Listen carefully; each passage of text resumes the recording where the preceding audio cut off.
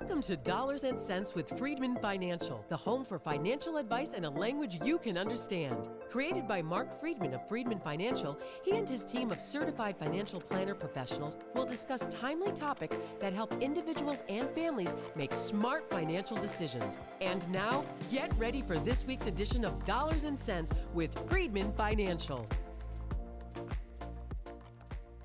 Welcome back to another edition of Dollars and Cents with Freedman Financial. My name is Marc Freedman. And I'm Marion Gilman. And we're here to provide you with some financial advice in a language you can understand. Well, this was the week, Marion, that a lot of people have been waiting for. Now, granted, by the time you see this podcast, it'll be next week. But this is the week that everybody's waiting for the SpaceX Yeah, play. we're still waiting, but yes. Who knows what'll happen?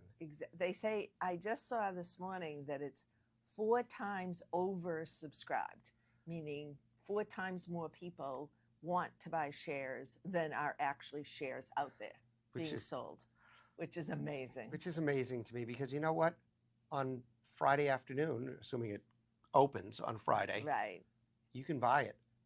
And it's likely to bounce all over the place. So all these people that want to sign up early to be able to buy it at a particular price, you know, it's all the power to you. Right, but it's always risky to buy at the open on anything, because at the open, the very first moment that the stock market opens, there can be lists and lists of orders in there. You have no idea what those orders might be, and you have no idea where you're positioned in that lineup. So, and it's funny, you say list and list, and I'm thinking to myself, I wonder if people are imagining boxes and boxes and stacks of paper.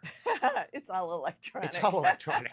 It's like this much is the file. I mean, that's really it is. With millions and millions of orders or whatever in there. Lots of orders in there, and I just list some names, but that, it is electronic. Well, I think about how quickly we can process all of those orders and do all those things, and then how long it takes for the ballots to get counted in California. Yeah, I know. Because one person's doing it at a time. Well, do you remember back in the day? I mean, when I first started in the industry, you wrote tickets to buy and sell tickets. Carbon copies of tickets. I want to buy tickets. this, and there were traders on the floor of the New York Stock Exchange who actually physically brought those papers to a market maker, and they sold the shares of stock. That's how you bought and sold. Well, I just think of the movie Trading Places with Dan Aykroyd and Eddie Murphy. I don't know that I've ever seen that movie. I know. I've seen that movie probably 100 times at least. And now, granted, that all takes place at the Chicago Mercantile Exchange. Well, that's different. That's the open pit. That's the open pit, right? And they're playing that. Now, they were trading something that actually doesn't exist. Thank God. Orange juice concentrate futures. Okay, that's what they were trading. But that's hilarious. It's a whole. I'm gonna have to go find the movie. It is. You would laugh so hard. It is a great movie. It's one of those things that if you're flipping through TNT or TBS, it's probably on that day. They play that over and over and over again. I bet they but do. That's there. Anyways, so SpaceX is behind us. Wherever it is today, I assure you, we're still moving along here. Whether it was successful, whether it failed, whatever it is, everything's good. Yeah. Everything is what it is. It is what the market says it should be. That's right. And do remember that it is risky. There is risk involved. And although you might watch it go way up, you could also watch it go way down. So just be aware. I just That's think what you're of it, getting into. Look, I mean, SpaceX is a national play, an international play, really. Right. But I remember the days here when Dunkin' Donuts went public, when Eastern Bank went public. What about LPL? When LPL went public, all of those things. It's just there's a lot of news, a lot of attention that's brought to it, and then it goes with the news cycle like everything else. When Martha Stewart went public. Oh, remember that? Yeah. Yeah, she gave out scones. Oh, did she really?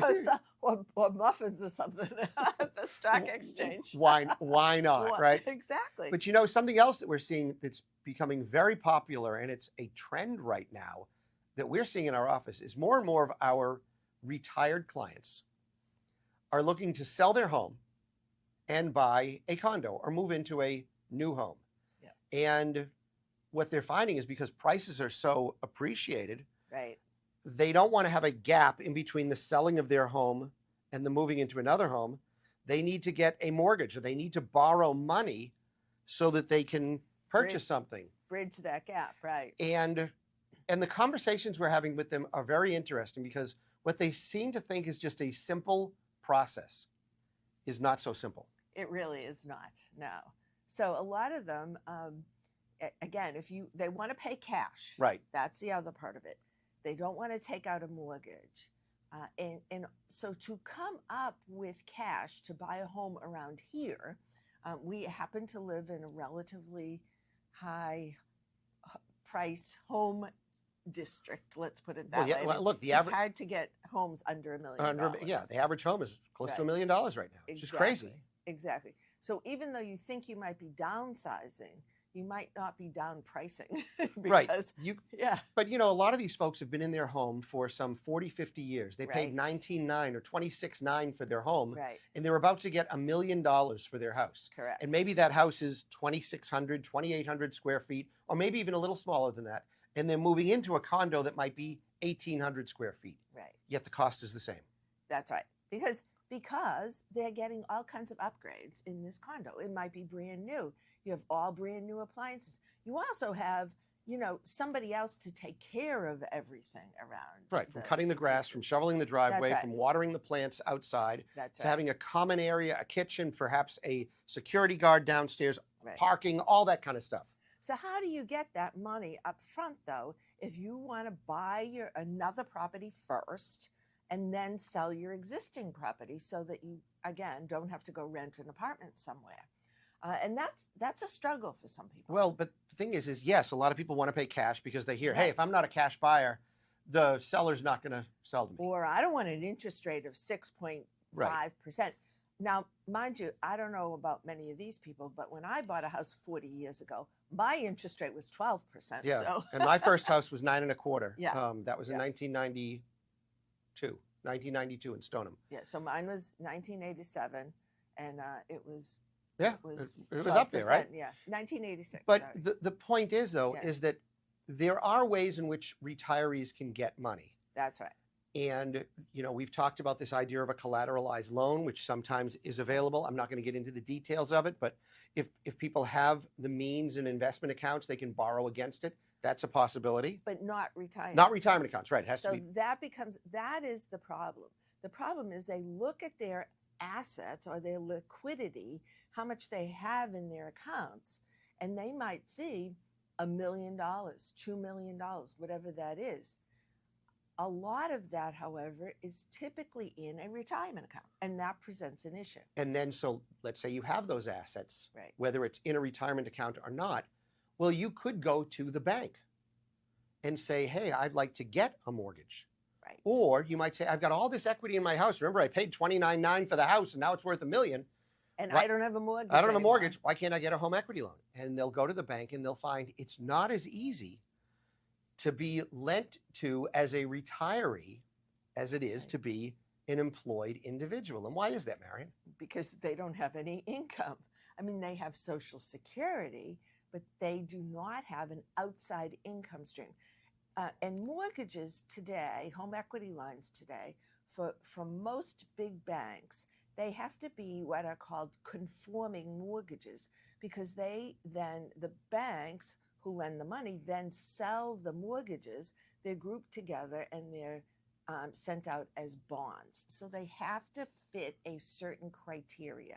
And a piece of that criteria is your income. Right. And income can be measured a lot of different ways. Right. And prior to 2008, prior to the financial crisis, I think the banks were a lot more lenient on being willing to lend money. And today now they have all of these rules. We have much stricter standards. So you could have $5 million in assets. And let's say you have $5 million, $2.5 million in a retirement account, $2.5 million in another. Yeah, and you want to borrow $800,000, and you just say to the bank, well, here, this is what I have. Why can't I borrow $800,000? Let's say, well, what's the income that you're taking from it? Right. The income. And you might not be taking any income. Maybe you not. Might not need it. And so what they'll do is they'll look at, well, what are the interests and dividends that are earned on the portfolio? Seems like a silly approach to think about that, even though you may not be taking it, you're reinvesting it. And think about that. If you have a lot of tech stocks in your portfolio or high growth stocks, they don't pay any income. Right. And so what do you do? See, because you have to show income. See, there's this thing called debt to income, a debt to income ratio. Right. So how much of your expenses or how much of your income, what percentage of it can you apply towards debt payments? Right. And some banks will do 35, some will do 40, some will even do 45%. But of your total income. Right. So you got think about it. If you have Social Security and 2 Social Securities, then it's $5,000. Right. So let's say you have $60,000 in Social Security income. Right. Well, I'll round it up. 50% of that is $30,000. That's not a lot. It's today's mortgage. No, that's not enough. That's not enough to pay for a mortgage. So you got to get creative. So what banks are having you do, which I think is the most ridiculous thing out there, is banks are coming to us and they say, well, you know, if you turned on an income or a payout to that person every month, it doesn't have to be the interest and dividends, but if I sent you a check for $5,000 a month or $6,000 a month, you'd qualify for that. That now counts as income.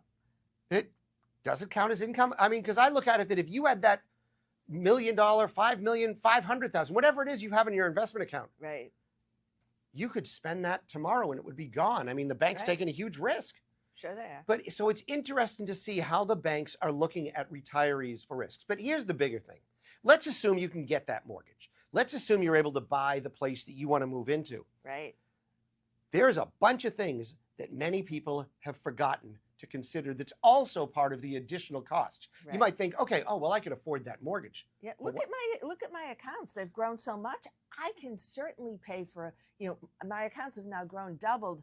And so now I can pay for a more expensive house. I can pay for a $1 million house. Why not? But what are those other expenses, Marion? Yeah, well, every month, guess what? Your expenses go up if you have a different house. So if you move out of your current property and you buy something that's more expensive, your taxes are going to go up. It might be your condo fee. If you have a condo, goes up. Electricity, water, all of that stuff. All these things. Remember, your monthly home expenses, and those are fixed expenses essentially. But then there's the yubbut. What's that? The yubbut? I don't know what the yubbut is. Yubbut. Yubbut. Yubbut. Right? Yeah, but I won't have to pay to have my driveway plowed anymore. Yeah. Yeah, but I won't have to do this. Or yeah, but when you move into a new property, there's all different expenses. And not to mention the fact that you have to figure out there's a moving cost that's involved in there. And everybody forgets the moving cost and the setup cost. Right. And then what do you do with all the crap that you don't want? Oh, those dumpsters are great. Yeah, you're going to get those. And then you get into your new place and you go, we need some new furniture. Right. Oh, bless you. Bless you. Absolutely. So what are you going to, you need, and I need new window treatments. Window treatments cost a fortune. So, there's a lot of expenses.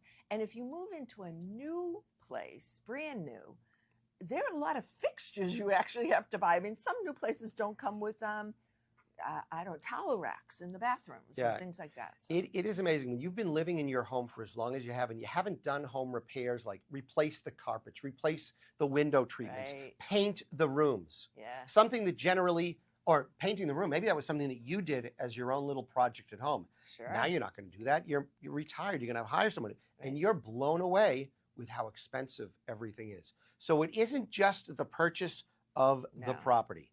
There's a lot of other expenses that working with someone like us, we can help you understand what those will be and whether it's still affordable to you. Yeah, I mean, make sure you understand that because there are legal fees, there are closing costs with a home, there all inspection costs. I mean, there are just so many associated costs with that.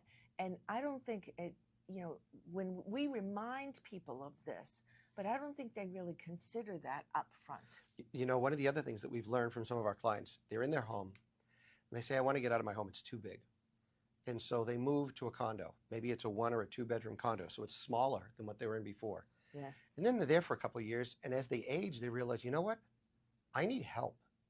I need someone to come into my house and do things for me, whether it's helping you with activities of daily living or simply doing the dishes, doing some housekeeping, whatever it is. When you were in your house, there was a place for you to hide. When you're in the condo, that's right. If it's a one, if it's usually like 1 or 2 rooms. There's no place to go in many cases, and we forget about that. Yeah. And so the desire to say, well, I want to live forever in my house, that's one thing. You now get to the condo and you say, is living forever in my condo the best option? Right.